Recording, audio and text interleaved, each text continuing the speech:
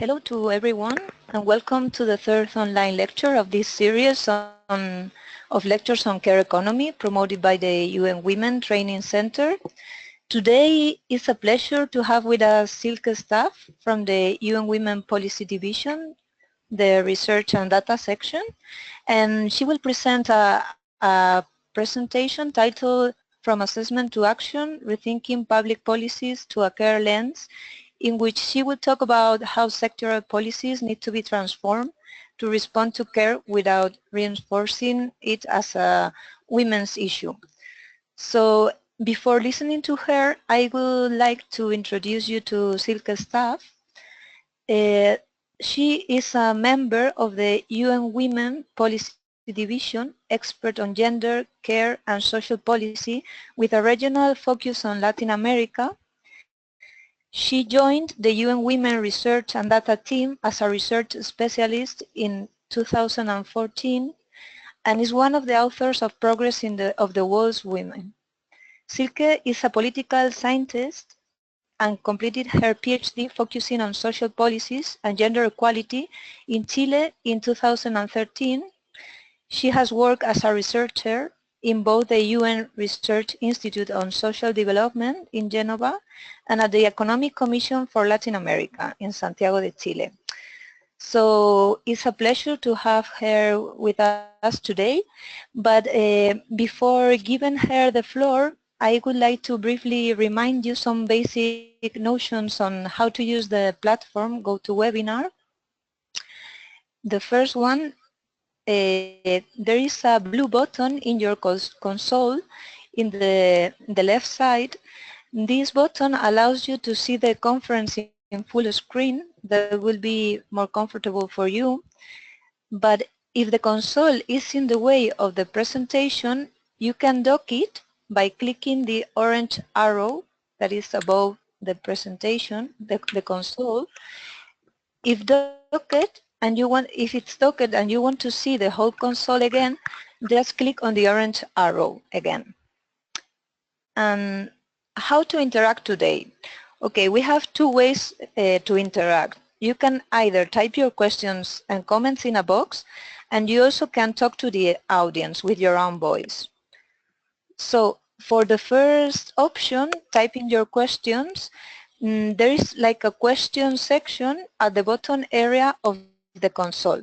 You can click on the plus signal to ensure that the questions are visible. A box will appear, so you will be able to type your questions. And you can do this action at any time during the conference. If you have some comments or you want to share any question, you can do it at any time during the conference, typing them in this box. And at the end of the conference, in the Q&A section, Amaya will recover them and share them to Silke and to the audience.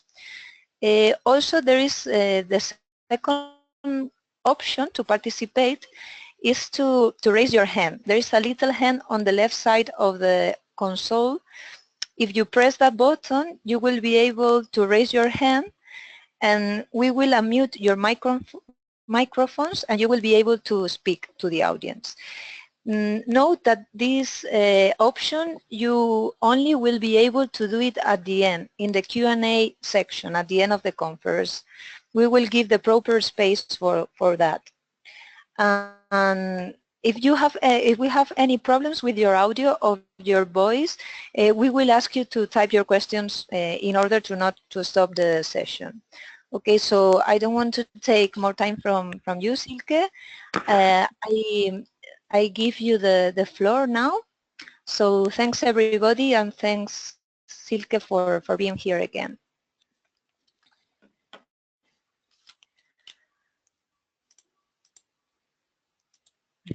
Okay. Hello. Okay. Good morning, everybody. Thanks so much for the introduction, Alba, and thanks so much to everyone for joining this webinar. As Alba said, my name is Silke, and I work at UN Women's Research and Data section in New York. Those of you who have participated in the previous session or sessions of this course have already heard a lot about what care is, why it matters, and how it is organized, and also what some of the specific challenges are in the context of disability and displacement. So hopefully my talk today will build on the previous ones and zoom in on public policies and how they need to be transformed to recognize, reduce, and redistribute unpaid care. And so what I would like to do in the next 45 to 50 minutes is to first locate my talk in the series, so in the two previous sessions, by highlighting some of the key takeaways, in particular also from Amaya's presentation, but also Boran's. I then want to briefly refer to the window of opportunity that Amaya also already mentioned that has opened as a result of the unprecedented recognition of unpaid care at the global level in the context of Agenda 2030 for Sustainable Development, which was adopted in 2015 and has a specific target on unpaid care.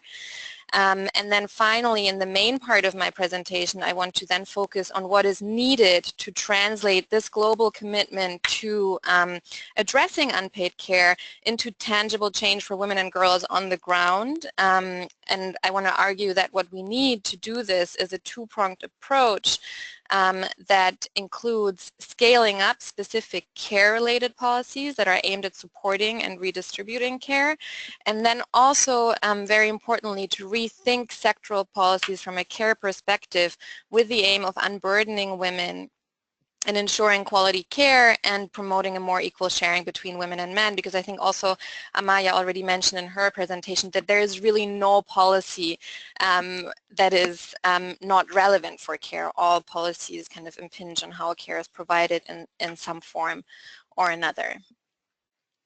So without wanting to repeat too much of what already has been said, I would like to do a brief kind of recap of three issues that were made by Amaya and Boran, because they represent kind of the backdrop to what I want to focus on in the rest of my presentation. So what we've learned so far is what care is, that it includes all the activities that recreate the physical and emotional well-being of people on a daily and also on an intergenerational basis, and that this definition importantly includes tasks that require direct face-to-face interaction, such as feeding or bathing a person, as well as tasks that lay the material conditions for direct care, such as fetching water, buying groceries, or preparing a meal, so everything that we kind of understand as domestic work as well. We've also heard about how care is provided, that the bulk of it is carried out on an unpaid basis within families and households, that while everyone needs care at some point in their life, typically as a child or an older adult, but also when we get sick, for example, it is mainly women and girls who provide this work and who cater to these needs.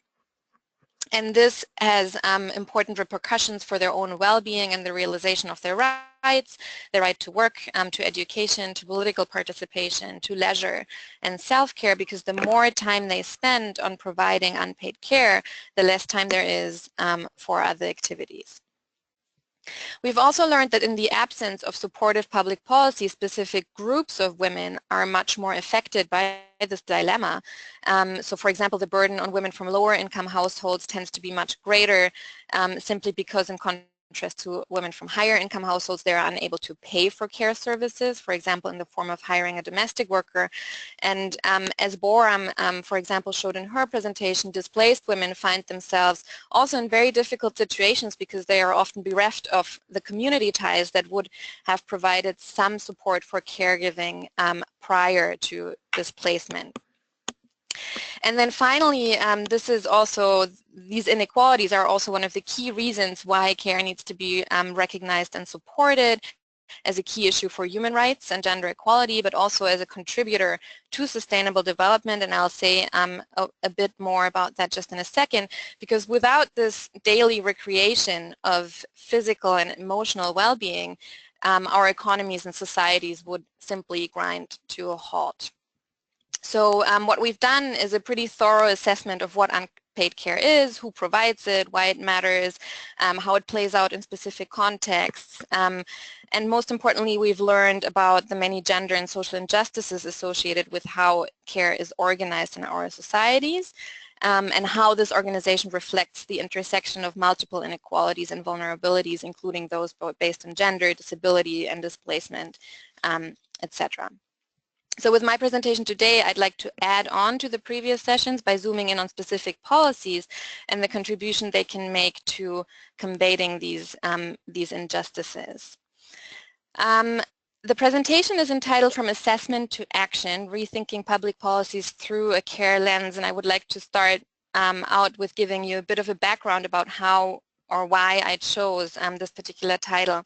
I started working on unpaid care about 10 years ago when the issue was fairly marginal to debates about development. So we had debates about care in some highly developed countries, but in a developing context, these debates were still quite rare.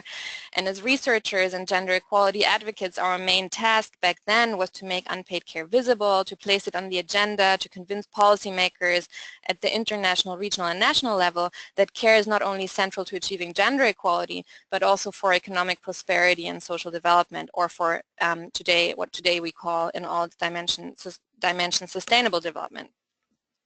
And so arguably a lot remains to be done to sensitize those who remain blind to the significance of this work and its contribution to economic performance and so on. But the growing body of research and data on unpaid care, as well as the relentless advocacy by women's rights organizations, have achieved in a way that the issue today is more visible than ever before.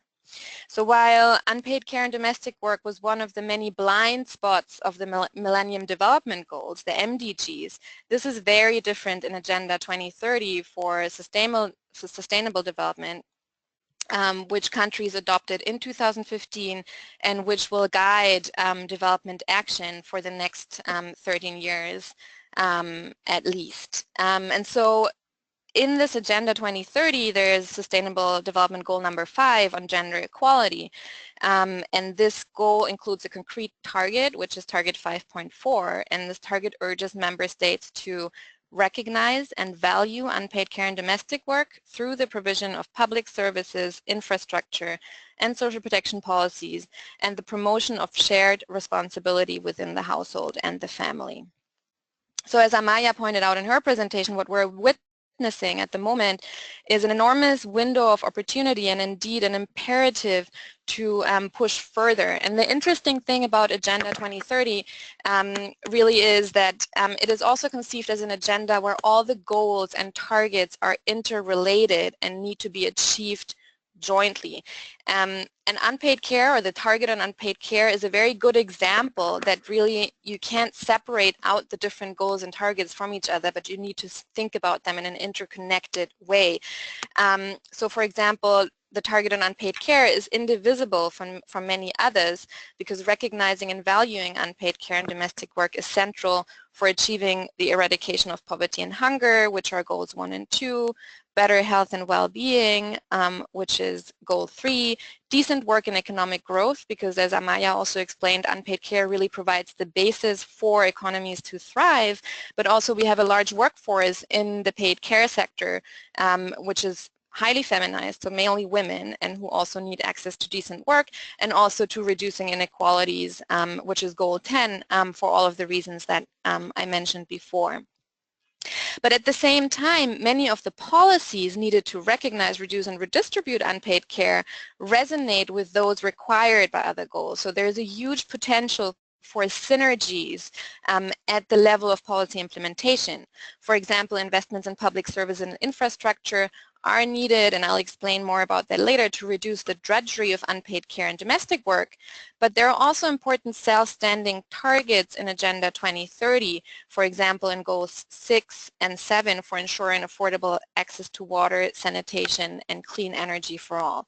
So this is really a tremendous opportunity to show how care is relevant to achieving sustainable development as a whole. And it's very important that we have this target and that we can refer to it. But at the same time, it's now necessary to ensure that this global consensus translates into tangible progress on the ground, and this requires a significant recalibration of public policies. And this is really what I want to focus on in this talk, arguing that we need a two-pronged approach and a plus, which is the third point, that I won't kind of go into in any detail, but that I thought was important to mention. So, so I'll look in the presentation on the one hand at the need to scale up specific care-related policies that are aimed at supporting and redistributing care, and I'll say a little bit about maternity, paternity, and parental leaves, as well as childcare services. And then I'll focus on the need to mainstream unpaid care into sectoral policies, or as the title of the presentation puts it, rethink them through a care lens. Because as I said, and as Amaya also pointed out, there are hardly any policies that don't have implications for caregiving, from employment to transport, from health to trade. And what I'll look at today are infrastructure investments, healthcare, transport, and social protection. And in each of these cases, we should assess why and how they matter for the organization of care and how they're best designed to unburden women, ensure quality care, and promote equal sharing between women and men. And so the third kind of component to this approach that one might add is to really ensure that all these policies work in tandem, as Agenda 2030 and the Sustainable Development Goals indeed urge us to do, by pointing to the interdependence of goals and targets, as I just mentioned. So let me start with the specific care-related policies, and more particularly with paid leaves. Paid leaves are a crucial element of a policy agenda that supports caregiving within families by also allowing women and men to stay in touch with and return to their jobs. Well-designed leave policies can also be a key lever for transforming gender relations by encouraging men to do more family care. They're also an important component to the decent work agenda. Yeah, so again, they're important kind of relations between different aspects of sustainable development. There are different types of leaves. First, there is maternity leave, which is the oldest and most widely available type of leave. This leave was first introduced to allow working mothers to recover from childbirth and care for their infants during the first weeks of their lives. And there's an ILO convention on this issue, number 183, on maternity protection, which stipulates that this leave should be no less than 14 weeks and be paid at least 2/3 of the previous pay. Virtually every country in the world has some kind of maternity leave, but only 77 out of 188 countries comply with that ILO standard. The second type of leave, which was introduced later, is paternity leave and enables fathers to support their partners in the weeks following the birth of the child. There's no ILO standard on this issue, but ILO does trace how many countries have such leaves, and there are currently 79 out of 167 with available data. Usually this leave is very short, between 1 and 15 days, with a couple of exceptions. So really, kind of for the father to support the mother during the first days after childbirth, when she may not be able, physically able to do a lot of things on her own and need extra support. Then the third type of leave is parental leave, which usually covers a more extended period of time following maternity leave and can be taken by mothers or fathers. Again, there is no ILO standard on this issue, but we know that 66 out of 169 countries with available data have it. And here there are huge variations in terms of how long this leave is, whether it's paid or unpaid, and at what rate, and whether there are specific incentives for that leave to be taken up by fathers. So what are some of the leave provisions that matter for gender equality?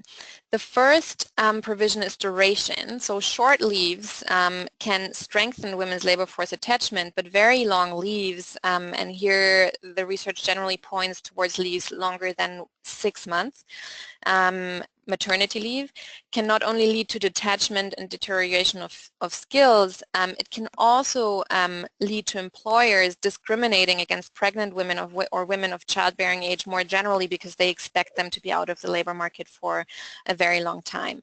And this is why it is particularly important to design family leaves and parental leaves in ways that encourage a greater sharing and of responsibilities between women and men.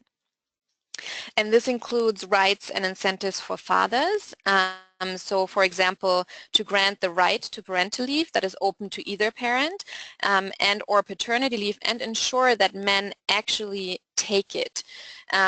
So we have many countries with paternity leave, and there's very little data, but from some of these countries we know that men very often don't take that leave or only take a fraction of it.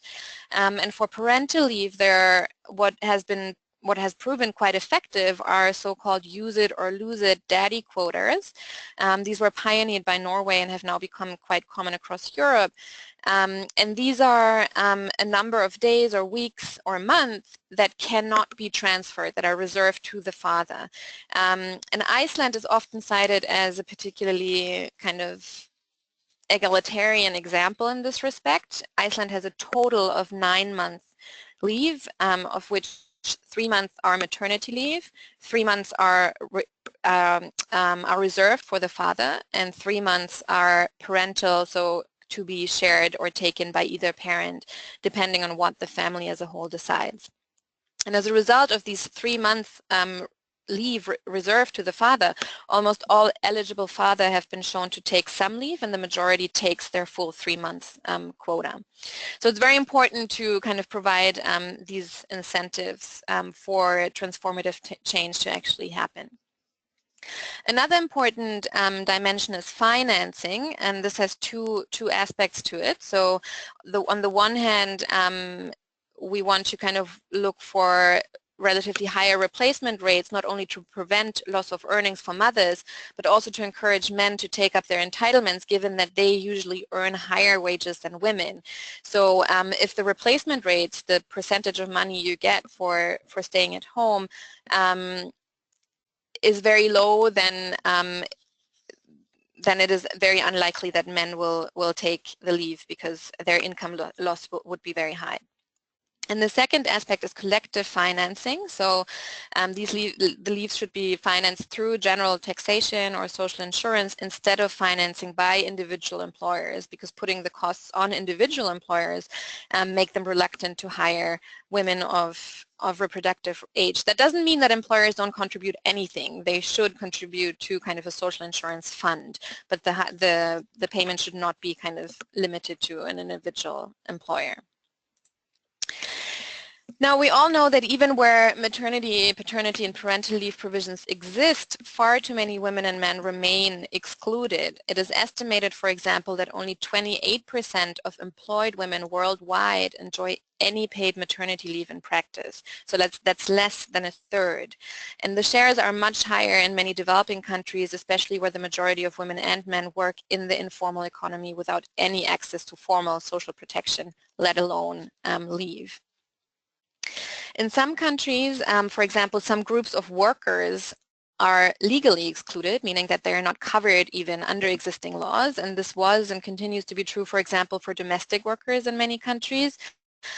Though things have been starting to change thanks to kind of mobilizing efforts at the national and global level. There's now an ILO convention on the rights of domestic workers, and several countries, including Brazil, Uruguay, El Salvador, South Africa, and others, have revised their national legislations to cover domestic workers, specifically under maternity leave regulations. But even where they are legally covered, many workers fall through the cracks of leave regulations because they're informally employed and hence not covered by Social Security arrangements. They usually do not contribute to social insurance, for example, and a lot of times leaves hinge, or the entitlement to leave hinges on these contributions. So there are a variety of measures that can be put in place to extend maternity leave benefits to excluded workers with the ultimate aim of achieving universal coverage, because we don't want this to be a benefit that only a limited share of privileged women and men have access to. One strategy is to extend the reach of existing insurance mechanisms, for example, to domestic workers. So apart from establishing the legal entitlement in the law, we can kind of try and include them in existing insurance funds. Domestic workers, also temporary workers or seasonal workers in agriculture, for example, who often remain excluded. And this is something that has happened in South Africa, for example, since 2003, where these workers are covered under unemployment insurance, and this insurance is also responsible for paying the maternity benefits, and both workers and employers contribute to that fund. And in Chile as well, there was a maternity leave reform in 2011 that made the eligibility criteria more flexible to better cover temporary and seasonal workers with kind of more scattered contribution records. The second pathway is to create non-contributory maternity benefits for women in informal employment or poor women in general. This is particularly important because for self-employed women in self-employment, low-level self-employment in particular. So domestic workers and temporary agricultural workers usually are still wage workers, and so easier to include in insurance schemes, but for self-employed workers this is usually a lot more difficult. And these non-contributory maternity benefits have been introduced also in a number of countries. For example, Argentina now has a universal birth allowance that covers kind of the period before childbirth. It's a kind of a prenatal leave, if you like, flat rate benefit independent from labor market status and social security contributions, and covers all women who do not receive benefits under the social insurance scheme. So that was approximately a quarter, 22% of births in 2011. And together with the social insurance scheme, they then achieve universal coverage. Other countries, not quite as universal, but still have introduced such non-contributory cash transfers for pregnant or lactating mothers, including, for example, Bangladesh, Bolivia, Ghana, and India.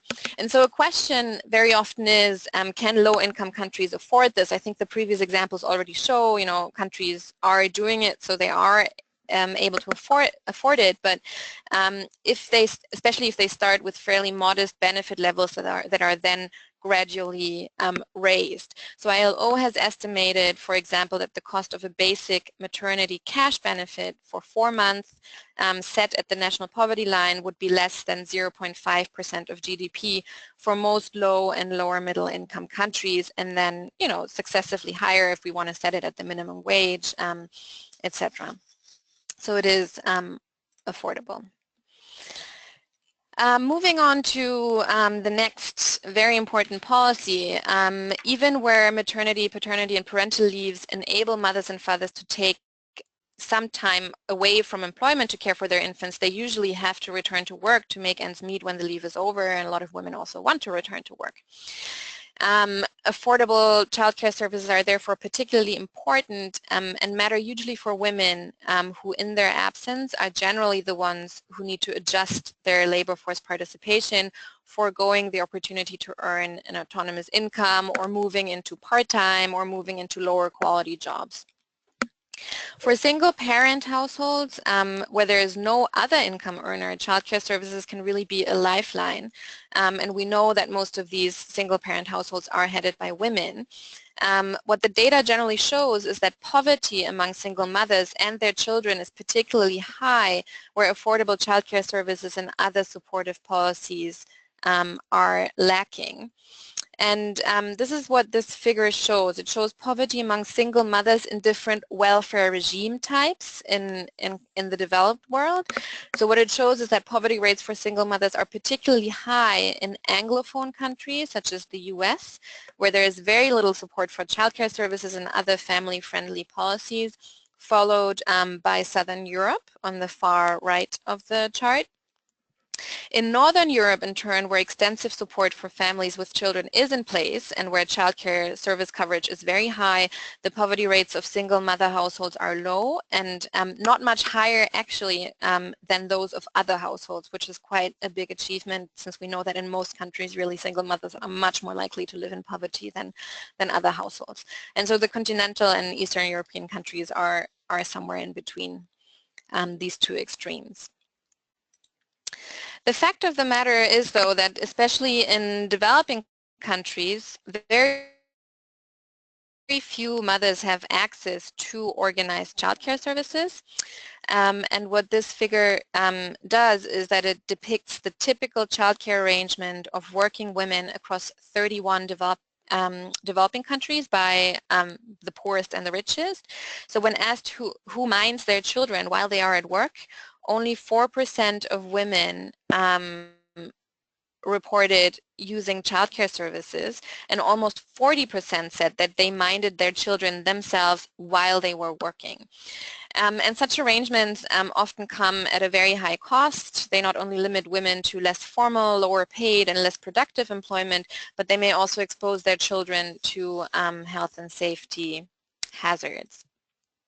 So conversely, sustained investments in early childhood education and care services can have huge economic and social payoffs for families, for individuals, and for societies as a whole.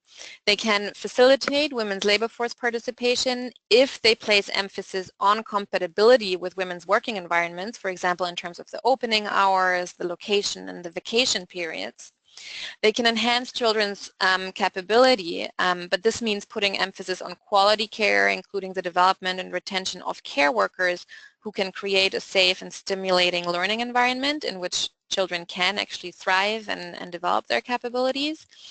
And they can also contribute to the creation of decent jobs in the paid care economy. And because, as I mentioned at the beginning, women are overrepresented among childcare workers and early educators, we do want these jobs to be decent and adequately paid, equipped with training and social protection and other things.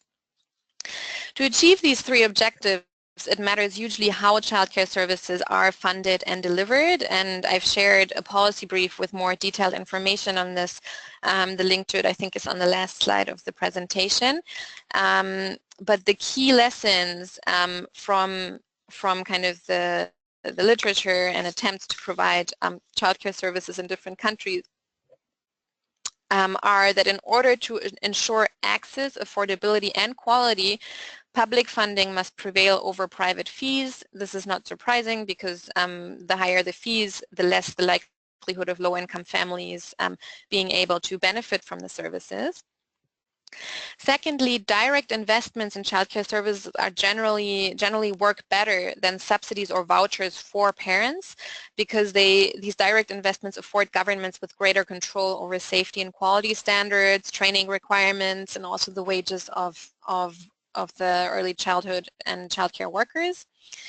And then finally, the evidence on whether public provision performs better in terms of quality than other forms of provisions, for example, through NGOs, cooperatives, or private businesses, is fairly mixed.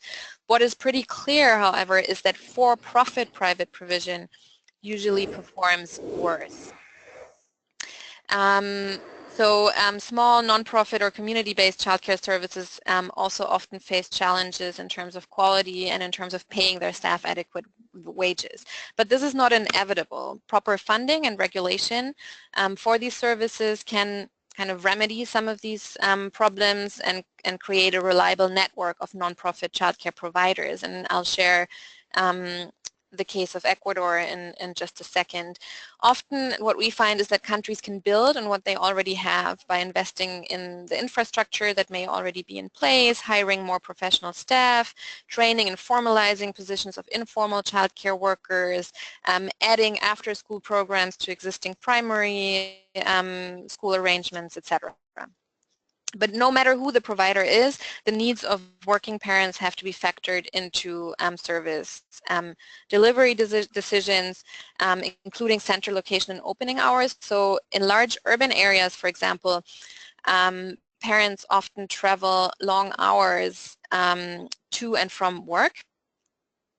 And where childcare facilities are based in their home communities, opening hours need to be adjusted accordingly. Providing childcare services closer to parents' workplaces in turn can be an alternative option, but only if adequate transport is available to allow for commuting with small children, and we'll get there as well. So in a nutshell, childcare service provision not only needs to be scaled up, but also coordinated with other sectoral policies, including employment and transport. And yeah, we'll look at that in just a second. But I wanted to share two, there we go, two experiences, two different pathways for making childcare services kind of more available, more accessible, more affordable, and also more gender responsive. The first case is the case of Chile, where we've seen strong investments in public childcare services, boosting access, equality, and compatibility for working mothers since 2006. This has been done mainly for children under the age of 4. And these services have not only been expanded, but also they also now offer full-day schedules and extended schedules up until 7:30 in the evening, for example, which weren't available before.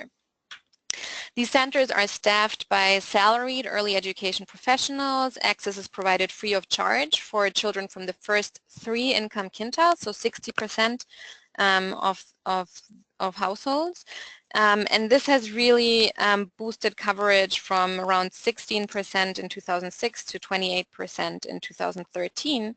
And it has also very importantly narrowed the gaps between children from different socioeconomic groups. So today these gaps are smaller and children from low-income households have benefited. The majority of newly created childcare centers, as I said, also offer full-day and extended schedules. The other interesting case is Ecuador, which took a very different route, providing services mainly through community-based childcare centers, the so-called Centros Infantiles del Buen Vivir. There are now around 3,800 of those, serving around 138,000 children. The services are provided mainly through agreements with local governments and civil society organizations. But as a part of a broader strategy to universalize access and improve quality, the government has created more centers and also recruited a growing number of early childhood professionals to coordinate service provision in each of these centers. And in parallel, it has established training for community childcare workers who before were called community mothers and worked almost kind of on a voluntary basis, receiving only a small stipend. Since 2013, these workers now receive the minimum wage and also full social security benefits, as they should, given the important service they provide to working families in their communities.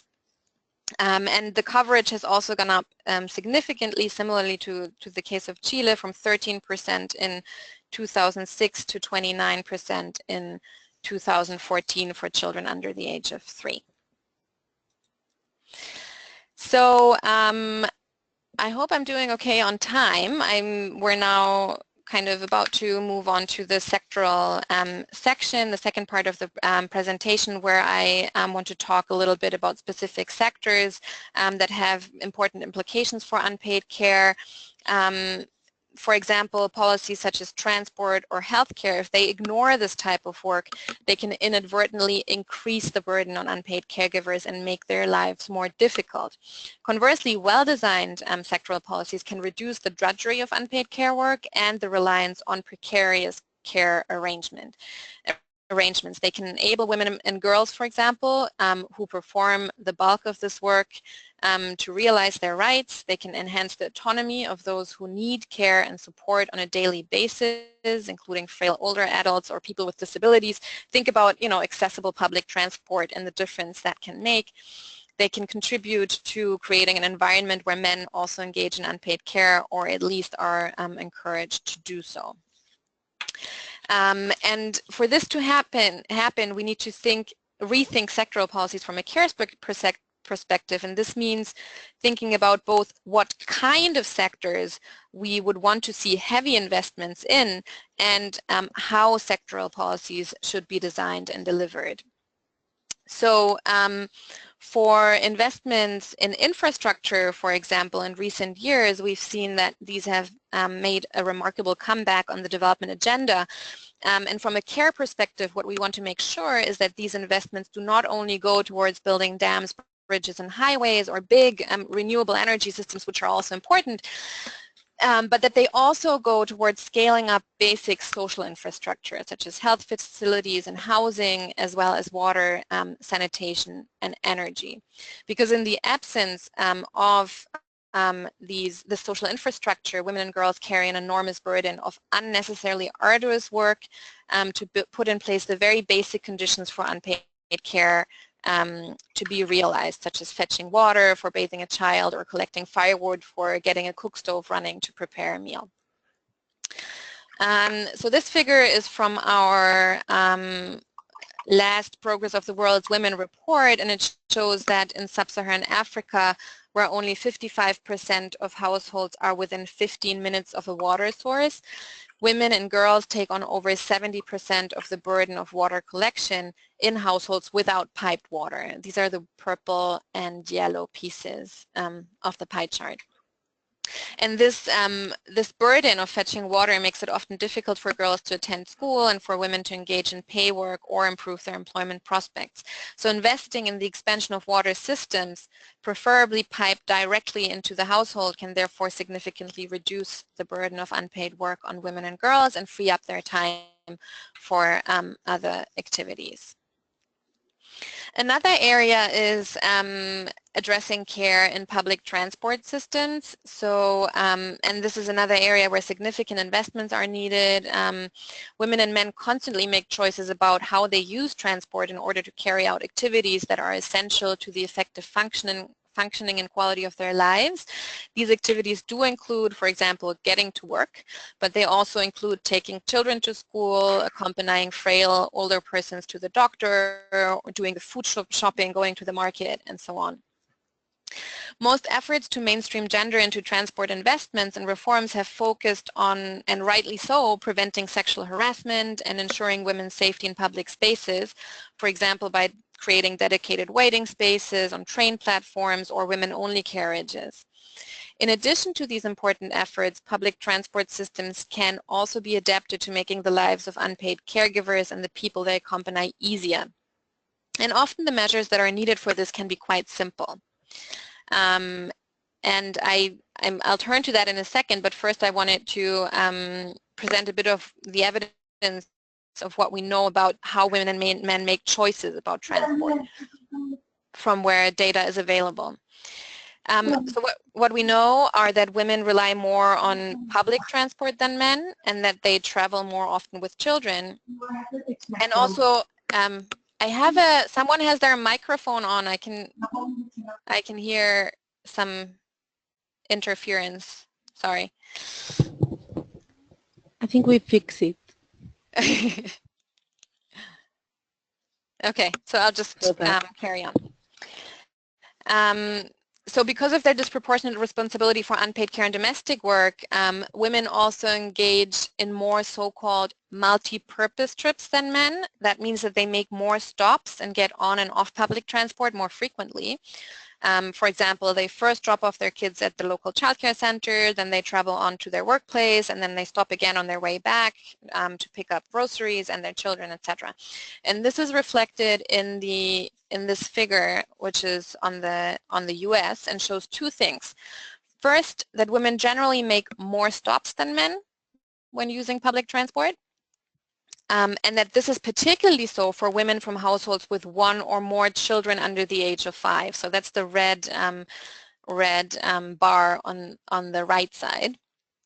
And this is important because in many public transport systems, trip chaining can lead to financial penalties because people are charged on a per trip basis. So if you get off, you have to pay again when you get on to continue your trip, and this has financial implications, and these are, according to this figure, higher for women than for men. Or for those who care for children in general.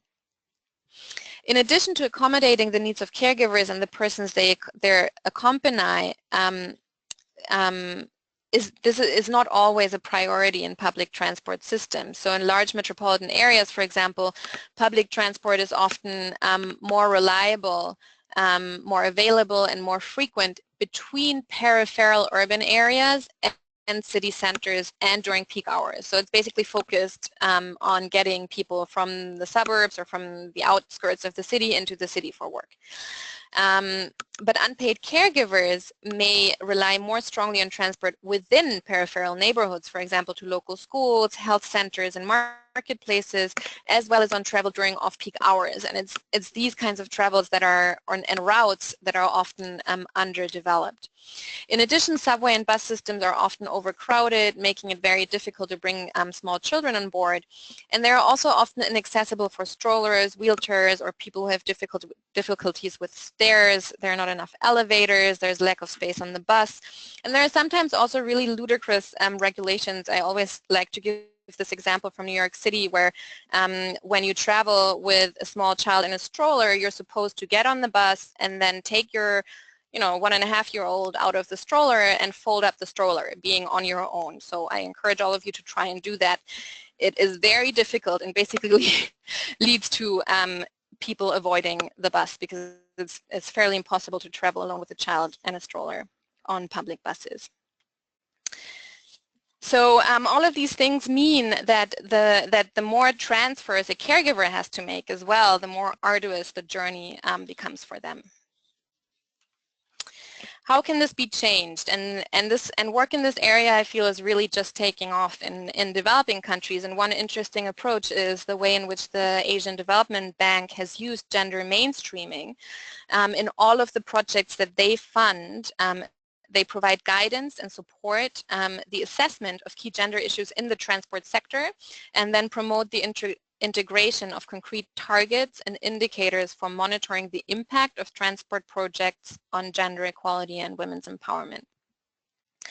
And one example of this is the construction of the second Ho Chi Minh City Rapid Transit Line in Vietnam, where as part of a larger Asian Development Bank funded project, a gender action plan was created that included several components related to employment creation for women and safety of women travelers, as well as supporting women to better manage their domestic and childcare responsibilities. For example, through ticketing systems and train schedules that suit multiple trips and intermodal transport usage so that it is easier and less expensive to transfer from one means of transport to another, from, let's say, the bus to the subway, etc. And also by creating women-only carriages that have additional child seating and storage space for baby strollers, carriages, and shopping bags. So until now, we've talked about two different ways to support care. One was by granting paid time off in the form of maternity, paternity, and parental leaves, and the other one was by investing in services and transforming their delivery in ways that reduce and redistribute care, including childcare, water, and transport. And I want to end this presentation with a brief discussion about social protection as another important area, and here we're mainly talking about cash in the form of transfers such as pensions or child and family allowances. So supporting care has not traditionally been an objective or an explicit objective of social protection. In fact, most of the world's existing social protection schemes, be it pensions, unemployment insurance, or family allowances, have ignored unpaid care. Instead, they have often privileged paid employment as a basis of entitlement. Workers, not unpaid caregivers, are usually entitled to pensions, unemployment protection, family allowances, and so on. And it is a specific form of paid employment as well that usually gives access to these benefits, the kind of formal, full-time, uninterrupted, and lifelong employment that is less and less common today, even in countries where most men tended to have access to it. Women have also always faced significant disadvantages in social protection systems that were based on a strong link between paid employment, and much of this has to do with their care responsibilities. So women are more likely than men, for example, to quote-unquote choose part-time or even informal employment because it may be the only way for them to quote-unquote reconcile paid work and unpaid care. Women also tend to interrupt employment, as we know, more frequently than men, for example, when children are born or an older parent or parent-in-law requires care. And this can have dire consequences. And I want to look at the case of pensions to illustrate that, what we know is that in most countries for which sex disaggregated data is available, women are less likely than men to receive a pension. In a number of countries in Latin America and the Caribbean, including the Dominican Republic and El Salvador, women's old age coverage is less than half of the already pretty low coverage of men. But even in countries where women enjoy broad access to pensions, their benefit levels are often only a fraction of those of men. So across the European Union, for example, the value of women's pensions lags behind that of men by 40%. So how can pension systems ensure that people who dedicate their lives or part of their lives to unpaid caregiving don't lose out, especially in older age? And there are two broad categories of measures. One is to establish universal non-contributory pensions to ensure access to a minimum level of income security for all, independent of their employment histories. And this has been done quite successfully in countries like Bolivia, Botswana, Brazil, for example, where the introduction of non-contributory pensions or their significant expansion have reduced gender gaps in pension coverage by making them really very widely available, including to those who have spent most of their working lives engaging in informal employment or in unpaid care. And the evidence shows from across those countries that women benefit disproportionately from the introduction of those schemes. The other possibility, which is more focused on contributory pension schemes, is to establish care credits to address the adverse or mitigate the adverse impact that time dedicated to taking care of others can have on pension entitlements. So, for example, most European pension systems now offer care-related contribution credits. This means that women receive a certain amount in their pension account for the periods that they don't contribute because they've spent them out of the labor market caring for children or for other dependents. Where these care credits exist, they show fairly limited but positive impacts on the value of women's pensions. More recently, such contribution credits or care credits have also been adopted in some Latin American countries. In Bolivia, for example, mothers now benefit from a contributory credit equivalent to 1 year of contributions per child, and women can use this credit either to get better benefits or to retire earlier. So that's a matter of their choice. Ideally, and in order to not reinforce care as an exclusively feminine activity, we would like to see these credits, as well as other cash transfers, to be available to the primary caregiver instead of the mother per se, also because we know in a lot of contexts the primary caregiver is not necessarily the mother, but can also be the grandmother or indeed the father. So to wrap up, what I hope to have shown with this presentation, or illustrated a little bit, that there are virtually no gender-neutral policies and care-neutral policies, because most of even policies that we don't think about as care-related have implications for how care work is organized and distributed, and how much and how heavy a burden falls onto women and girls. I also hope to have shown that as much as scaling up the reach of specific care-related policies such as leaves and childcare, we must mainstream care in broader sectoral policies and approaches. I've showcased specific care-related policies mainly with regards to children, but there are of course other care relationships that not only require urgent attention, but also quite different approaches. And we've had a presentation of this on disability in the series, but it is also the case, for example, of care for frail older persons whose need for support and activities of daily living usually increases gradually and hence cannot be solved by scaling up old age care homes as the only solution, for example. So we need different types of supports for caregiving at different stages of capability. In terms of sectoral policies, I've presented examples drawing on infrastructure investments, public transport, and social protection. But again, there are many other areas, including employment, health, and education, as well as some very big ones, such as macroeconomic policy.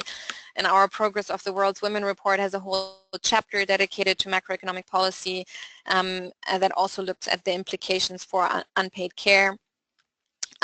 What is important, however, and what I hope you will take away from this presentation is that in all these areas we must, on the one hand, question the underlying assumptions of specific policy reforms and innovations. For example, and this is very relevant right now in many countries, when cuts are made to public services, who is supposed to make up for the ensuing gaps? Yeah, if I scale back my health system, reduce the number of days that a sick person can stay in the hospital, who am I assuming to pick up the slack?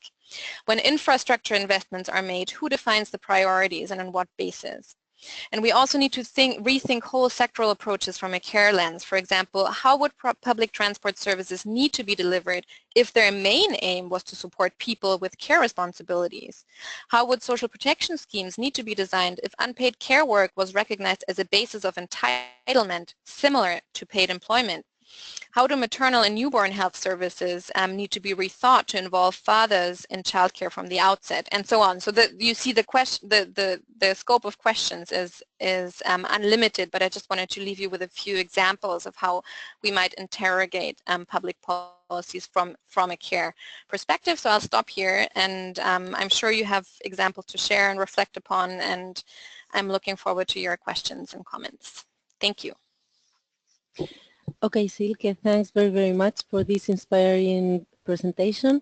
I'm sure we will have a lot of questions and comments. In fact, we already have a couple of questions by two people. Should I, just a brief reminder for all participants, all attendees, you can either type your questions in the questions blank box, or you can raise your hand and we will unmute your microphone. And if the sound is not working properly, we will ask you to type the questions, okay?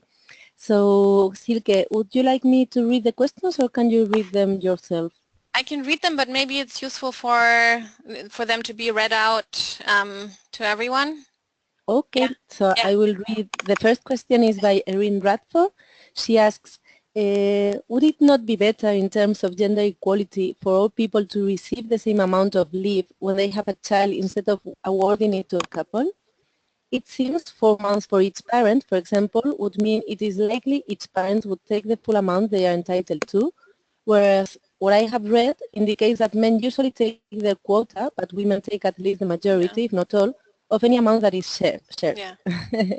It seems the policy recommendation we make is to award individuals all the same parental leave and not any of it as shared between a couple. Should I go ahead and answer this question? Please. Or yeah. So we can go one by one if you're okay. So I think that's a very good question, and I think from a kind of theoretical point of view, I would agree that it would perhaps be best to have them be kind of individual entitlements, and I think this is a little bit the Icelandic case that I cited. So here you have kind of the same amount given to mothers and fathers, 3 months, and then you have one that is kind of at disposition. I think that is probably the case that comes closest to that scenario. That said, however, and this is a little bit also from kind of experience of talking to to member states and organizations who work on informal women workers in developing countries, where really maternity leave as a very, very basic entitlement is not available and not widely available. And for them, it's kind of you might want to think maybe they can skip the whole maternity leave thing and go for maternity and paternity right away, but this requires a huge cultural change as well. So what you see rather is that kind of a gradual approach of kind of going for more widely available maternity leave first that is in line with the ILO standards, and then gradually introducing into the discussion, how do we then further extend to make it available to men? Because I think also there is kind of a sense, and I think partly correctly so, that the first weeks after childbirth are really needed for the mother as well to recover from childbirth.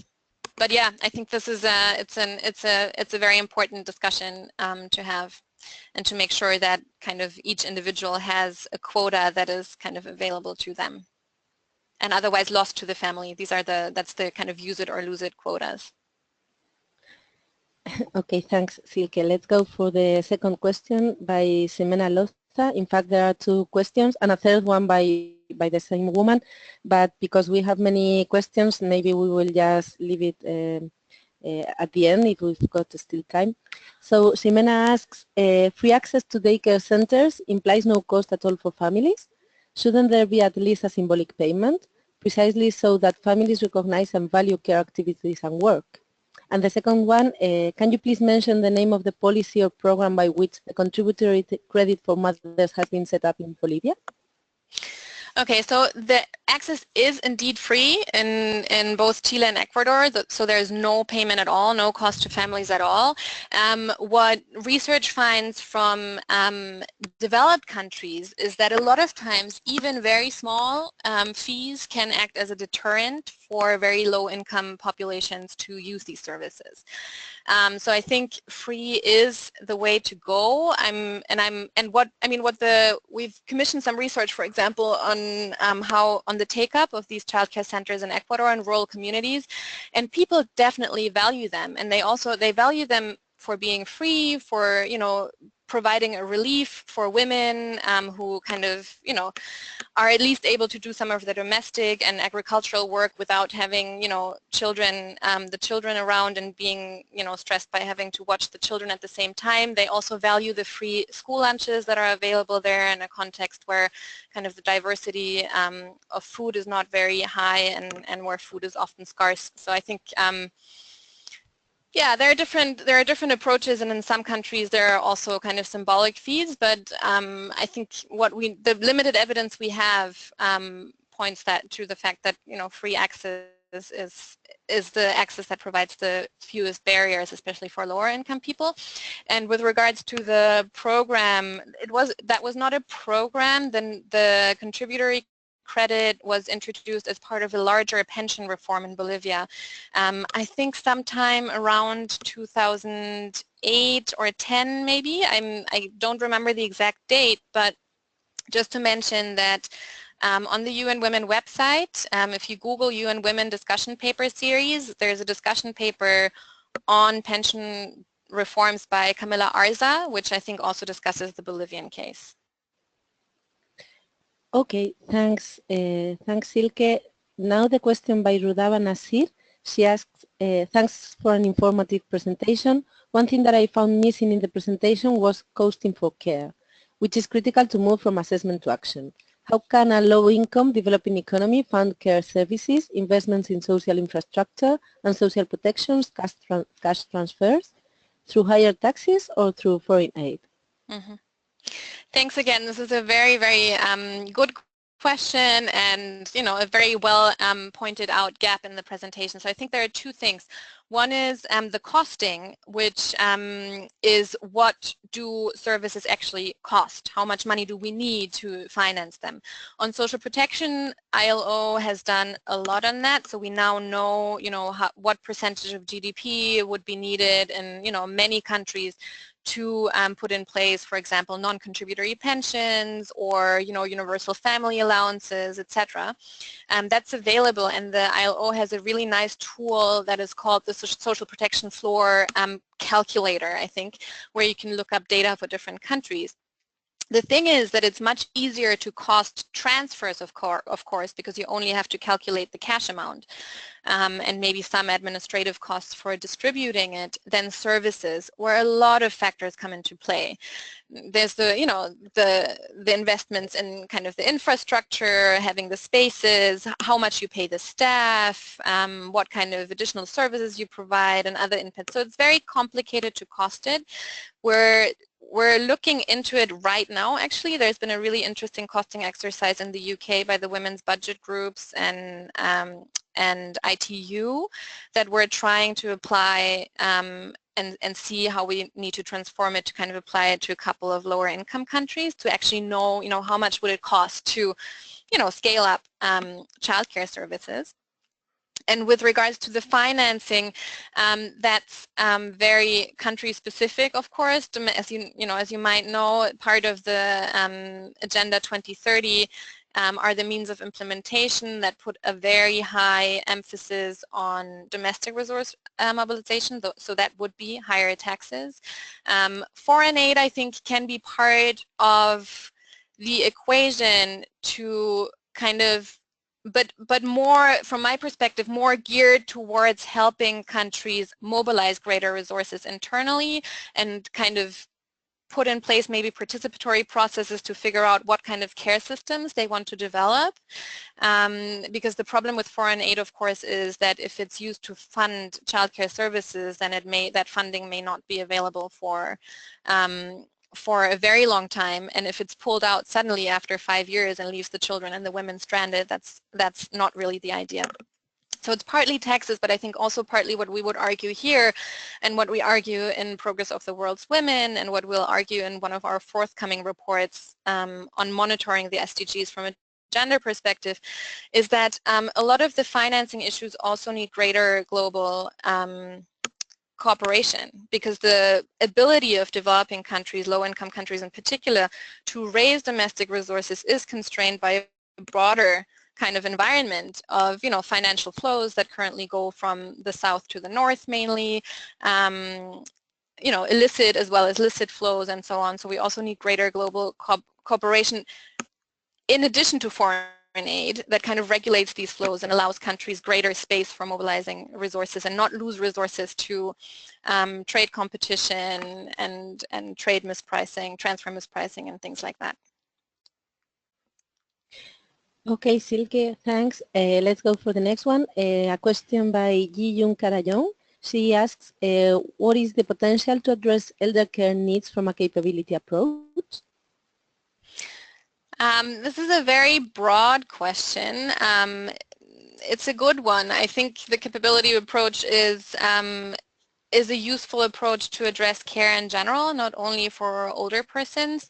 I would say that similar to a rights-based approach, it would place the emphasis on both kind of the care, those who need care as well as those who give care, and strengthening the capabilities of both. So I think it's a welcome approach in contrast to some of the more instrumental approaches that would, you know, want to approach childcare merely from an investment perspective, saying, you know, it has huge payoffs in terms of, you know, human capital, etc. A case that is, you know, future human capital, you invest in children now, later they'll become these amazing workers. A case that is obviously much more difficult to make for elderly care, so we need kind of rights and capability-based approaches, but for care more generally. Okay, so let's go for the next one. This is quite a long question by Garam Al-Castalani Dexter. Sorry if my pronunciation is not the adequate one. So here we go. Where I work, World Bank's Women, Business and the Law project, we found that where governments provide or subsidize childcare services, the percentage of women who reported received wages is much higher than in economies where they do not, 30% versus 13%. This analysis covers 173 economies. I have met with delegations from various countries where they indicated inability, financially, in investing in childcare services.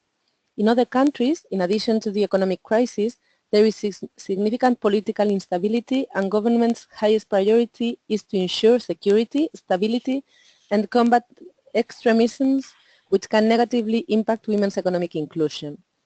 Yet, there is a huge interest in supporting women's employment in the private sector, as the public sector is overburdened. What is the best approach do you recommend to support women's economic inclusion through childcare policies? In other words, what are the most effective childcare policies that can be implemented in conflict-affected economies? So yeah, so thanks for sharing also the research that you've done at the World Bank. I think that's a really good and important finding. The question about what can be done in conflict-affected contexts or post-conflict or displacement, etc., is a very vexed one. Yeah, I mean, I think for anything, including childcare policies, because usually I think what we would argue is that you need a fairly functioning state to ensure that these policies work independent of who provides them. So even if you say, we want the private sector to come in or kind of the community sector to, provide these services, you still generally need, a regulatory framework and a monitoring and enforcement framework that ensures that the quality standards are decent, that the safety is in place, etc. So it's, for almost everything, it's a very vexed issue, and I don't have an answer to this question. I would think that for conflict-affected countries and also for kind of displaced communities, one of the things to start with is to assess, how would people themselves want to see their care needs addressed, because these contexts are so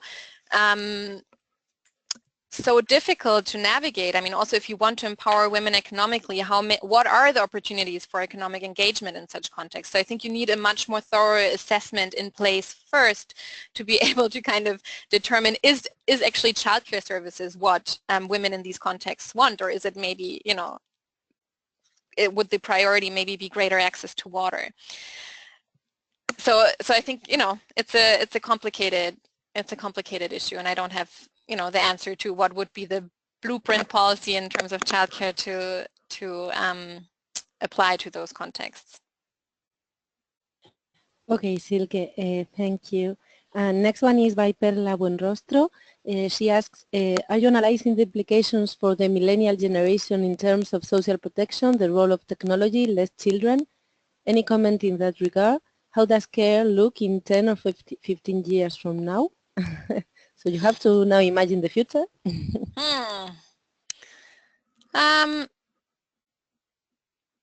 That's a good question. I think there's already some work out there in terms of technology, particularly in terms of how care is organized transnationally, right? So the role of communications and information technology in terms of organizing care transnationally between parents who migrate, children who stay behind with either a parent or grandfathers. Less children, I think, will not be something that in 10 or 15 years will have, I don't think, significantly changed the way we think about childcare, because there is a huge unmet demand for, the children we have right now, and this, I doubt, I want to be optimistic, but I don't doubt that the full demand will be met in 10 or 15 years, especially at a global scale. What the kind of long-term decline in fertility and also the increase in life expectancy cause, and what is an increasingly pressing issue, is that we have fewer adults generally available to care for, like working age adults, to care for older age persons who may not be able to work any longer. So that's a huge issue that is already kind of a burning issue in parts of East Asia, but definitely coming as well in many developing countries, and that is still largely under-recognized. So you will also, I think, 10, 15 years from now, as you do now, but 10, 15 years from now, the demand for solutions to care for older persons will be even more pressing. Okay, we are within time. We still have 15 minutes, so we encourage all our attendees to share their questions and their comments, although we still have a few questions. So the next ones are by Siku Tingisa. She asks, in most developed countries, women don't have working rights. Most of them are housewives doing house chores and taking care of the family, for example, children. When we talk about care economy, how can these women benefit from it? And the second one is, what can be done for all mothers, women, to have the right to enjoy the childbirth, maternity leave, whether employed or unemployed? I guess you already talked a bit about this, but maybe you can come back to this. Thanks. So first, I think it really depends very much what kind of developing countries you look at. I don't think I would necessarily agree with the kind of broad brush statement that in most developing countries most women are housewives. what you see in a lot of, for example, countries in sub-Saharan Africa is that women's labor force participation is enormous, and they do chores and they do housework, but they also do a lot of agricultural work. In urban areas, many women work in the informal sector, and so on, and really are very important in the livelihoods of their families. So I would think it depends, you know, a lot on the country you look at. We do have countries where the female labor force participation is below 50%, where it's around 40%, and so quite low. But that the majority, you know, of them are housewives. That varies from country to country. I think the care economy is a broader concept that Amaya talked about, which is more to illustrate that the work these women do unpaid, also those who are housewives or those who work a double shift, right? Because they do both paid work and the bulk of unpaid care and domestic work, that the work these women provide is economically important. It sustains the money economy. Yeah, this care economy sustains the money economy, and for women to benefit from it, I think it's part of what I've talked about, the kind of policies that you can put in place to support this kind of work, to reduce the drudgery of it, to make sure that this work is kind of collectively, that the responsibility for this work is collectively assumed, and that not only women, you know, I mean, we also, women and men, you know, take pleasure and reap benefits from providing care, but there are also costs involved, and right now it is mostly women and girls who pay these costs, and these are costs that should be internalized by society more broadly. And what can be done for all mothers, independent of their employment status, I think some of the non-contributory maternity benefits that I mentioned in the presentation are one way that countries are going about this. So I think the benefits in India and Bangladesh, for example, they don't hinge on employment status. They're targeted to kind of lower income mothers and pregnant women. Okay, so the last question by now, but we still have a few minutes, is by Ximena Loza again. She asks, are there anywhere policies aim at challenging the current distribution of care work within the families? Yeah, so I think this is, again, a very good question, and one that we always struggle with. We would like to kind of have a list of policies like we do for kind of reducing and redistributing care work between families and the state. We would like to have kind of a list of policies that says, so here's how you kind of, right, get men on board and transform how caregiving is taking place within families. I have to say that I haven't found that policy yet, and what I find people who focus on this theme mentioning always and almost exclusively is the case of how you can design parental leave policies to get men on board. But that's obviously, you know, where you can have a more direct, a policy that is more directly aimed at that. But that's obviously very limited. I mean, I think what is more important is probably to look at what changes the distribution of care work within families between men and women over the long term. What kind of conditions do you have to put in place for kind of this transition to take place? And there is limited evidence, but there is some evidence. I mean, these are kind of slow-moving processes of cultural and social change, and they're not easily changed with one policy or intervention.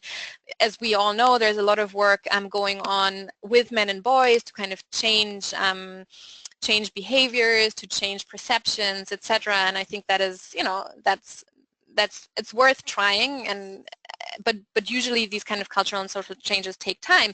And what some of the evidence shows is that sometimes these processes also trail progressive policies. So you implement childcare services, women get, you know, greater opportunities for education, greater opportunities in the labor market, you know, and then, you know, slowly, very slowly, much too slowly, men also start changing their roles. It's a process that has been documented for some of the European countries, but there as well, very, very, very slow moving, despite kind of a much greater array of supportive policies.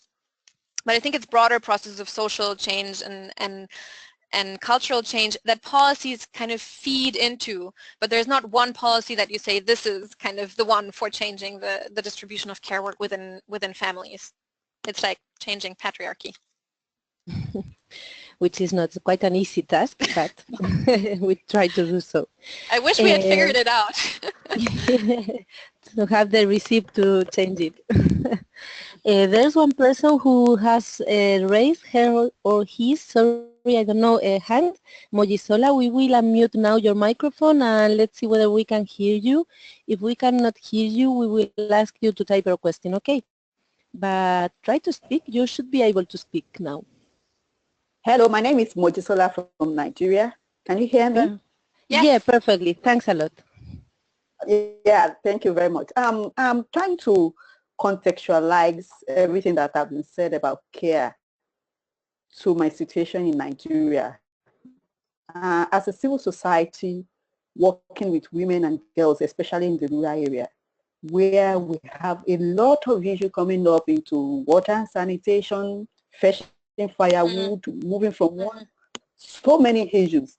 And there's a lot on the table of government in concerning social policy, which we have been, one way advocating, lobbying, and nothing is coming up.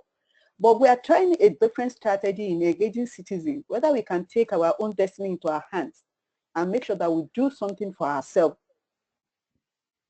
and leaving government to what they know better, because there's so many crisis chaos going on at the center. So I want to ask, with all the analysis done, how well can we use engagement for people in the rural area, especially women and girls, to get that, yes, care issue is a real issue that can make sure to get to gender equality in the African context? Thank you. Thank you, Moji. This is also, I think, a very important and good question. And I kind of hear you, with this question and how difficult it is to actually get traction at the policy level, at the national level, with governments to take these care needs seriously and to put functioning policies in place. I think, advocacy strategies always have to be kind of context specific and kind of speak to the concerns that are there. There's the one thing that comes to my mind, which is interesting, is work that was done back in the 90s in Tanzania by Gender and Development, civil society organization and network who started by lobbying the government for a time use survey, and then by way of that time use survey showed how how important the burden of women was of kind of providing this work, particularly fetching firewood, fetching water, and so on. And it's one of the kind of few cases where they think with the time use survey they got they made real inroads and got real traction in government. But that as well, it's in Tanzania, but it might have been a particular political circumstance. The other way is if you can't get make inroads at the national level, start at the local level and so on. But I'm sure you're on the ground. You probably have a much greater sense of where the windows of opportunity are. But in terms of kind of framing care issues in a way that is appropriate and that wins policymakers over, the constraints on women's time and kind of the productive potential that is also lost with that in a way is something that other organizations have used quite a lot, and often used kind of time use surveys to support their claims. If there's no traction on kind of a national time use survey, there are some interesting things that I've seen that Oxfam has been doing in terms of doing rapid care assessments. So those are kind of participatory approaches that kind of try to figure out the care burdens and care needs in a more kind of limited community, so not at the national level, but in a specific community where that they're working with. So yeah, sorry, just a few kind of random ideas.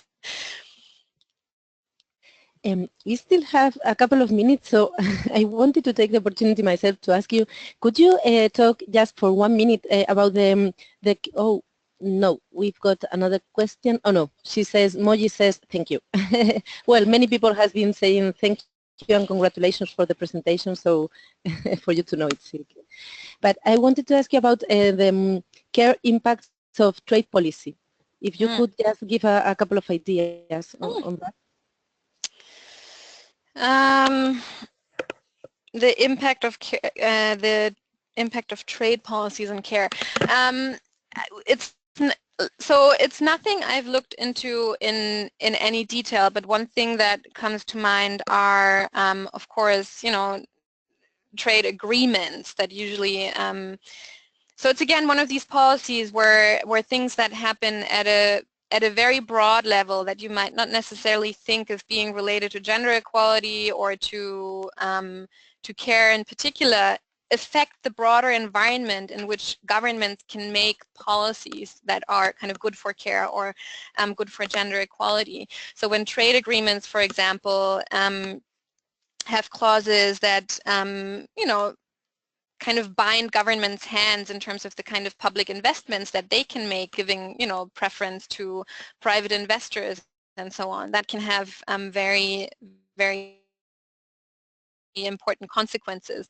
For example, in the infrastructure sector, if you give a broad leeway to the private sector in water provision, for example, and there's now ample evidence, even coming out of the IMF and the World Bank, that shows that these public-private partnerships in the water sector that also often involve foreign investors have really failed to deliver affordable and accessible water for people, especially those in areas that are not profitable. So what is found generally is that these within these partnerships, the private sector is very unlikely to go into kind of the remote rural areas or kind of more marginal urban slums, because simply there's no profit margin there.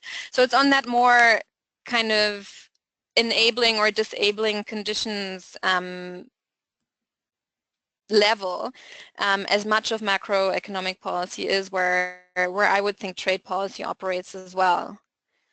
And then, of course, trade policies have also affect employment, and that depends on, where women and men are located in the employment structure in the country where the trade policy comes to bear, and that then, so it's very the trade policies, we've just looked at them or tried to look at them in the context of our regional progress report on Latin America. So it's just about to come out. There's a summary already, progress of women in Latin America and the Caribbean. And one of the things we found is that we need much more research on the national level, just because the economic structures vary so much, and so the way trade comes to bear on the employment structures is what matters, and it's very hard to kind of assess this we weren't able to assess it really at a regional level. We would have needed much more kind of country level research. So sorry, also not a very kind of comprehensive answer, but.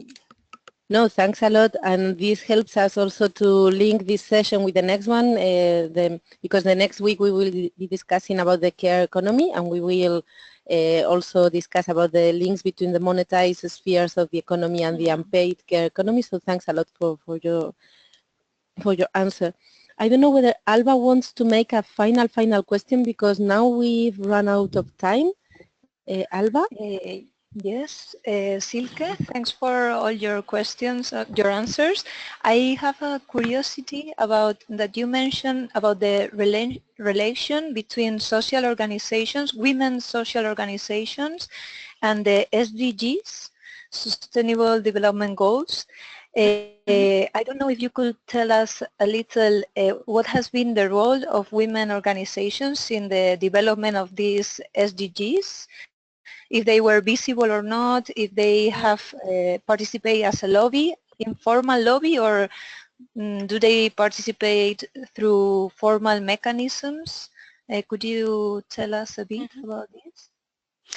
So that, yeah, so I mean, obviously my perspective is a little biased because I'm with UN Women, and so to me, the role of women's organizations in the process of defining Agenda 2030 and the SDGs was very visible.